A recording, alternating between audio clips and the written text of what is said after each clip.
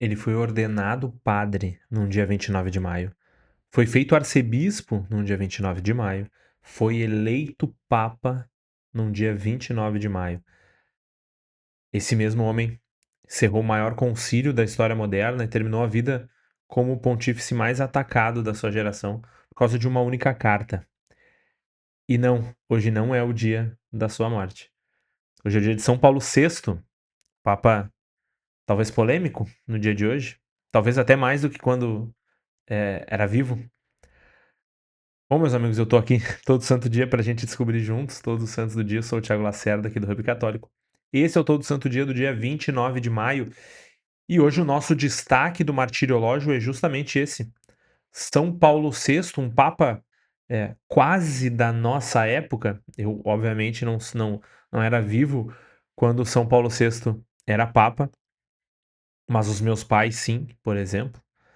Imagino que muitos dos pais ou avós de vocês estivessem vivos nesse pontificado, talvez até, se eram católicos, lembrem, né, das situações todas que envolveram o Papa, que terminou o Concílio Vaticano II, primeiro Papa a andar de avião, o primeiro a falar numa tribuna das Nações Unidas, e é o homem que escreveu talvez um dos documentos mais atacados, de algum modo dá para dizer que até impopulares do século, e que não recuou depois de tantos ataques.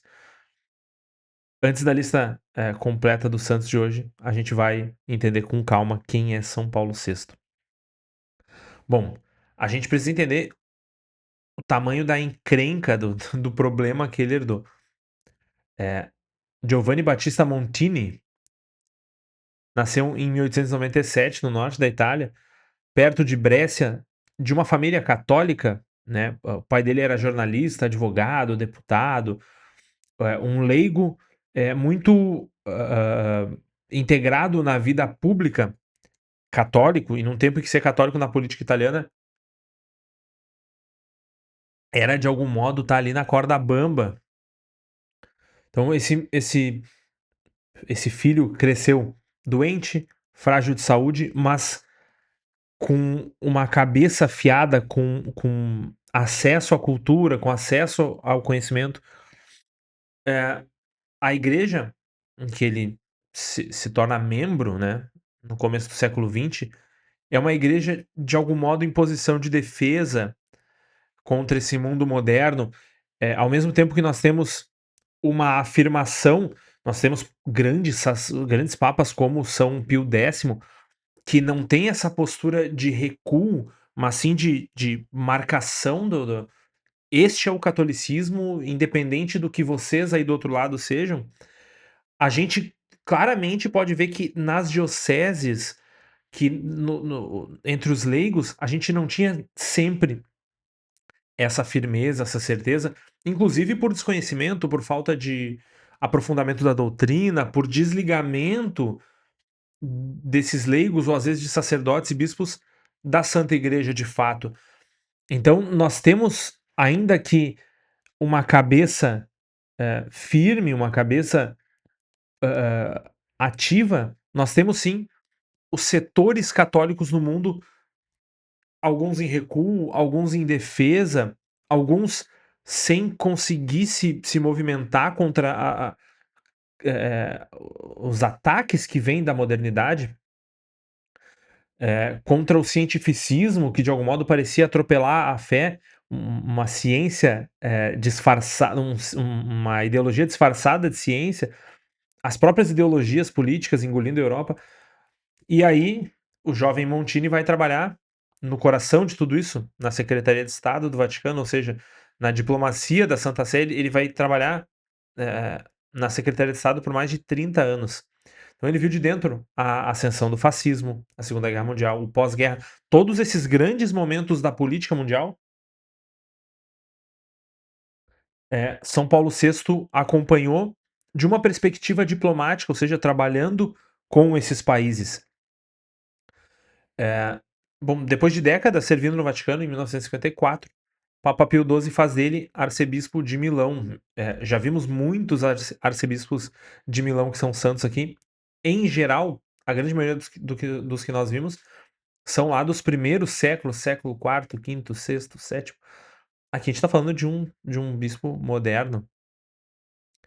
Eh, Milão era a maior diocese da Itália, inclusive uma diocese cheia de operários, de fábricas, de gente que tinha sido, cooptada pelas diversas ideologias que, eh, buscavam esse público, tá. Abraçado o comunismo, por exemplo, e o arcebispo Montini, diplomata, um homem de gabinete, vai pra rua, entra nas fábricas, fala com os operários, manda construir igrejas nos bairros, mais pobres. Inclusive ele é chamado de o arcebispo dos trabalhadores, em alguns momentos da sua do seu, arquiepiscopado. Ele queria que a igreja não tivesse medo de chegar perto de quem tinha se afastado dela. Então, em 1958, Pio XII, Papa Pio XII morre. São João XXIII é eleito, conhecido como Papa Bom. É o Papa que convoca o Concílio Vaticano II, né? É, de algum modo, um esforço da Igreja em não perder a comunicação com o mundo sem deixar de ser Igreja. São João XXIII faz como uma das primeiras coisas, inclusive, é criar o arcebispo Montini como cardeal Montini. Quando São João XXIII morre, em 63, portanto ali, 5 anos mais ou menos de pontificado, no meio do concílio que ele próprio convocou, né, o concílio inacabado, o conclave escolhe então o cardeal Montini, como novo papa. Ele assume o nome de Paulo VI. Essa eleição no dia 29 de maio. Ele foi feito arcebispo de Milão também no dia 29 de maio e foi ordenado sacerdote no dia 29 de maio. Vejam que a gente vai ver no fim da história que hoje não é o dia do falecimento dele, mas é um dia tão importante na vida desse homem santo que se tornou o seu dia litúrgico.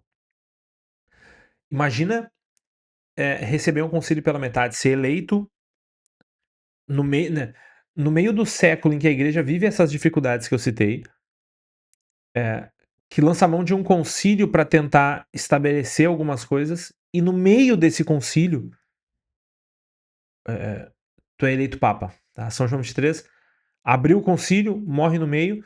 São Paulo VI é quem conduz até o fim, vota os documentos, mantém a unidade dos bispos. Inclusive, nós temos, para quem conhece um pouco mais da história do Vaticano II, nós temos alas ali trabalhando, nós temos inclusive observadores de fora do catolicismo, que provavelmente, ainda que observadores, têm as suas influências pessoais, os seus contatos diretos com quem tinha voto.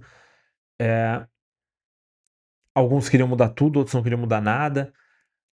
Fazer aquilo sem rachar a igreja no meio certamente foi um trabalho hercúleo.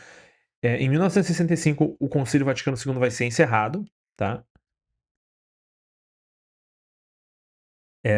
A língua vernácula, por exemplo, é uma das grandes uma das grandes mudanças atribuídas ao Concílio Vaticano II. A gente hoje tem a possibilidade de participar da missa entendendo a missa, assim, entendendo o que é dito, o que é proferido de fato, por conta das mudanças do Vaticano II, ainda que é muito importante lembrar, e é muito pouco visto, o Vaticano II ele não implantou a língua vernácula em 100% da, da, da missa. E a própria reforma, inclusive teremos muitos debates a ser vistos. A própria reforma litúrgica, que é proveniente das mudanças do Concílio Vaticano II, há quem diga que ela não observou o Vaticano II, que ela observou, que ela não observou nada, que ela inventou em cima. Então, todas essas coisas têm a ver, mas teoricamente a nossa missa não deveria ser 100% vernácula, tá? Isso tá no próprio missal ainda hoje. O importante é observar isso, tá? O vernáculo, ele vinha como em alguns momentos, e não como a missa toda e o latim seria a exceção. Não, o latim continuaria a regra e o vernáculo seria a exceção. Mas São Paulo VI não foi só esse administrador do concílio, ele foi o primeiro papa a sair da Itália de avião, a abraçar o mundo. Ele foi à Terra Santa em 1964, primeiro papa a pisar lá, depois de muitos, muitos anos. Lembre que a Terra Santa foi motivo de guerras, de embates ao longo de toda a Idade Média, praticamente. Eh, ele foi à Índia, foi à África, foi às Filipinas, quase morreu num atentado à faca. A gente lembra muito do atentado de São João Paulo II, não lembra do atentado de São Paulo VI. Em 1965, ele faz uma coisa que nunca tinha sido feita até então, até porque, eh, os outros papas, a grande maioria dos outros papas nem teve essa possibilidade, que é, subir na tribuna das Nações Unidas, em Nova York, e em francês falar para o mundo inteiro: "Jamais guerra, nunca mais a guerra". Na época da Guerra Fria, o mundo dividido entre 2 bombas atômicas, a gente tem vários episódios de quase estouro da guerra. Bom, e aí a gente vem no capítulo da vida de São Paulo VI e da vida da igreja, que talvez tenha o transformado no homem mais odiado daquele momento, inclusive por católicos, tá? Ditos católicos. Em 1968 ele publica uma encíclica chamada Humanae Vitae, da vida humana. O mundo inteiro esperava que a igreja cedesse e aprovasse os métodos, artificiais de controle de natalidade, os métodos contraceptivos, a pílula que tinha acabado de aparecer, inclusive que mudou o comportamento do Ocidente. Ah, comissões foram montadas para analisar essas coisas e a maioria da mídia, eu não sei se necessariamente achava que ele mudaria ou torcia para que ele mudasse. A gente vê até hoje esse comportamento da mídia de proferir análises num tom de torcida, esperando que a sua própria análise influencie aquela mudança. Então, se o Papa soubesse que toda a mídia está esperando que ele libere os métodos contraceptivos, na cabeça deles, talvez então o Papa cedesse, sabe? Não entendem o básico sobre a igreja, de que não é o Papa que inventa aquilo ali, ele simplesmente analisa o que a igreja sempre eh, praticou e aplica naquela situação. Bom, São Paulo VI, contra a corrente, contra boa parte, da opinião católica, talvez, da época. Lembrem que nós temos, eu citei para vocês, muitos católicos, sem alguma formação, muitos católicos com medo, muitos católicos, sem entender, na verdade, o que é a Santa Igreja. Portanto, católicos cuja opinião não é católica, talvez, tá, não condiz com a fé católica.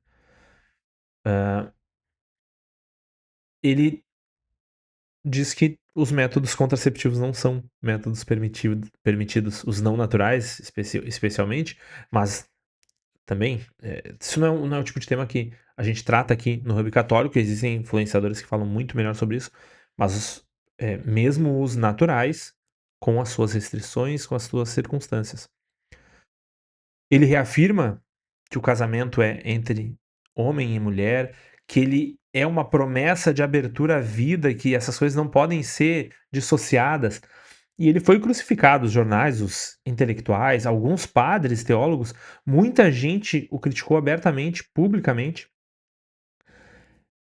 E São Paulo VI, a gente pode dizer que ele era um homem sensível, digamos assim, um homem de uma sensibilidade social, de uma sensibilidade intelectual.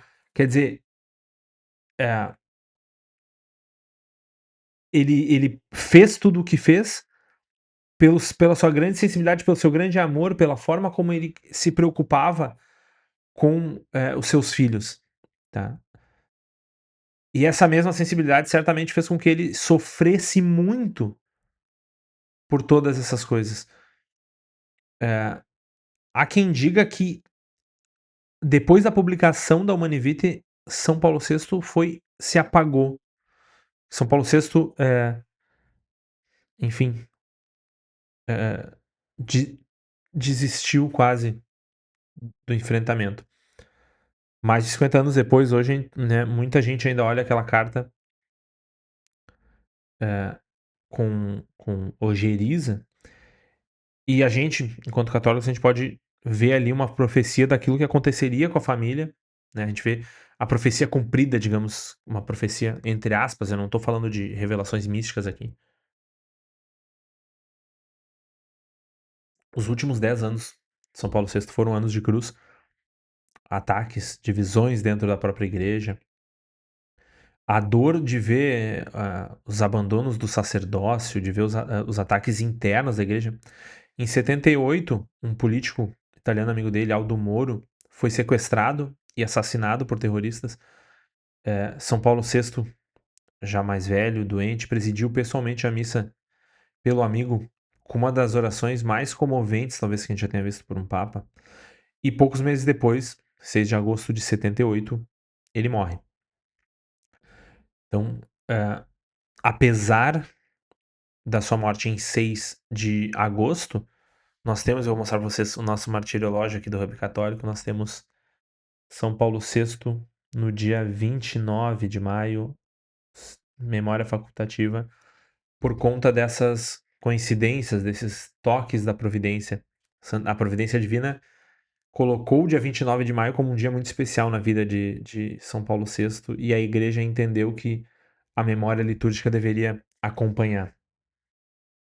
Então, inclusive no Martiriológio Romano, na edição típica, segunda edição típica, vocês não vão encontrar São Paulo VI, foi canonizado depois.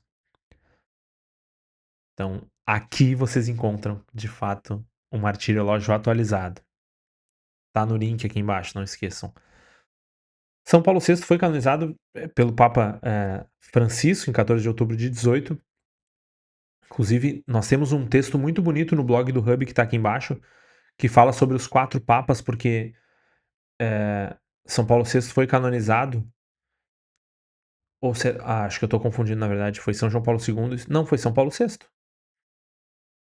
Agora, São Paulo VI, São João 23, são os 4 papas do texto, que foram canonizados juntos, eu acho que é isso. Ou foi São João 23 e São João Paulo II, talvez eu esteja confundindo. Mas é um belo texto, vale ver. E aí o Papa Francisco quem canonizou, e o Papa Bento XVI quem era Papa. Esse é o mote do texto, são os 4 papas, 2 canonizados e 2 vivos. Mas nós temos outros santos, tá? No dia de hoje, dia 29 de maio. Temos muitos grandes santos, mártires, freiras. Antes disso, lembrem que o Todo Santo Dia, essa série que vocês estão vendo, mora aqui no Hub, o Hub Católico é a casa do Todo Santo Dia.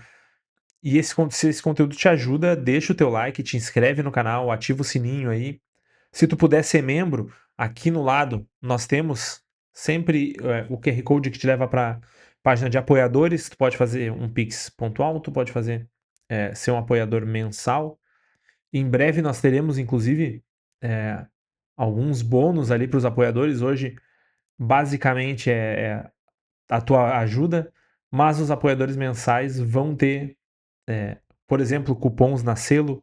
A Selo é a nossa loja de camisetas que está aqui embaixo, com o catálogo de lançamento com R$ 40 de desconto, é isso? 89, 99, 109. R$ 40 de desconto nas camisetas. Esse valor provavelmente nunca mais vai vir, tá? Então aproveitem agora. Só vai vir para quem for apoiador mensal, provavelmente. Vamos aos santos de hoje. Hoje é dia de Santo Exíquio, um guarda palaciano que morreu em 313 em Antioquia da Síria, funcionário imperial na perseguição de Diocleciano, que se negou a grande perseguição sistemática. Ele, dentre tantos católicos, se negou a prestar culto aos deuses pagãos e ao próprio imperador enquanto um possível deus pagão. Foi jogado no rio Orontes com uma pedra amarrada no braço direito. No segundo elogio temos São Maximino, em 346, o bispo de Tréveres, que eu já falei muitas vezes. Tréveres é uma grande cidade,